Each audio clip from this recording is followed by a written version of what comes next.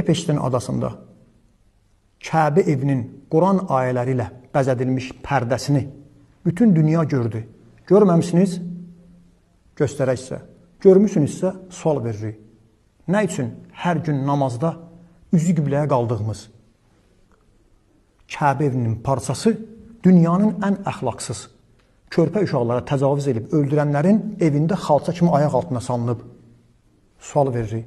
Bu daha Kərbala deyil, bu Nəcəf deyil, bu Məşəd deyil, bu Zireh deyil, bu Kəbə evinin parçasıdır. Sabah Allah sizdən soruşacaq, mənim evimin qeyrətini niyə çəkmədiniz? Kəbə evin bildi. Hamısı müsəlmanlar eynidir. Biz bugün etiraz edirik və tələb edirik. Bu günləri Allah evinin pərdəsini kafirlərin əlində, uşaq qatilləri Epesinin əlində, evində, yerdə nə üçün döşənmişdir?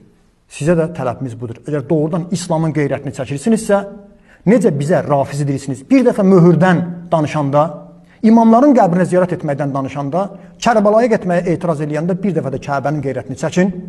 Epesində Kəbə evinin müqəddəs parçasını, Quran ayələrinin yerə döşənməsinə etiraz edin.